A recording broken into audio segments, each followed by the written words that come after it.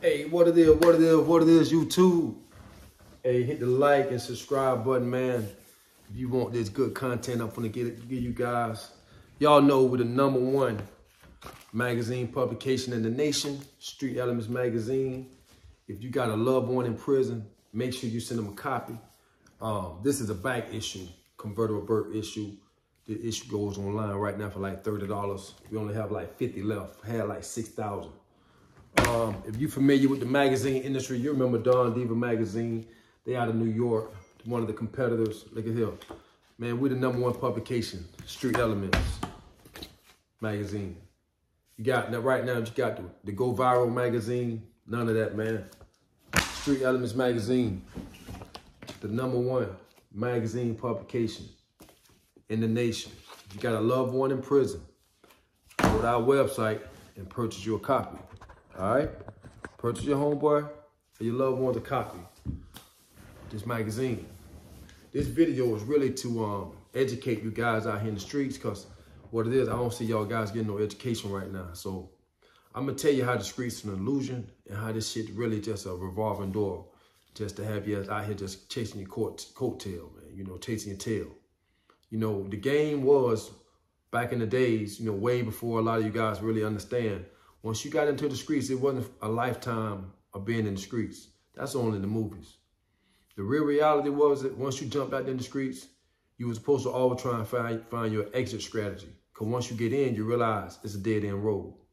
Anybody who's smart, who's in the streets, you must understand it's a dead-end road.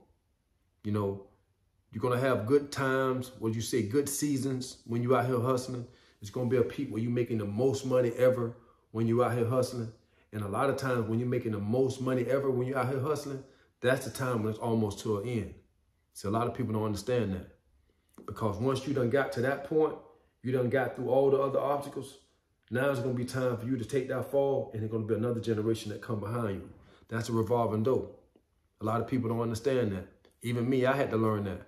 Once I got in, I didn't think about the end game. It wasn't until you start realizing the people before you, they start getting knocked off. You start seeing them go to prison. The guy that you once used to call a big boy, and all of a sudden you became a big boy. It because the guys who was ahead of you, they end up going downhill. They end up catching time and had to go do that bid.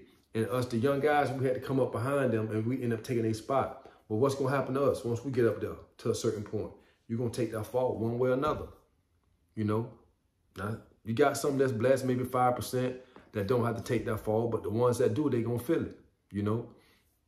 And I'm telling you guys, the system has been designed to teach us while we out here in the streets not to buy anything and be afraid to put anything in your name. And I'm telling you today, that's the whole plan. The plan is for them to own all the land, and for us, the young guys in the urban communities that's coming up in these environments that's not being taught how to really maneuver out here. And we out here in the streets making money, but you really don't know what to do with the money. I'm telling you guys today, you have to learn how to invest that money smart. Because if you do take a fall, you want to be able to look back and say, at least I bought this, and I got this, and I got this while I was in the game. I was able to maintain this. And the best thing to do is buy you some real estate. If you got an opportunity to buy you some property, it could be a two-bedroom, 1 bath. As long as you bought something that you can say you got out of the game, you winning. You know, you don't want to spend your whole life in the game making money, blowing money, and then 10, 15 years go by, you don't got nothing. Think about it. There's a lot of homies like that now. It's a lot of dudes that you can look at and say, man, they've been out here for a minute and they ain't really got nothing. Look around. Ask yourself that question. Am I lying? Do you know dudes that was in the game 10 years before you got in it? How they doing? How many got in the game before you 10 years ago?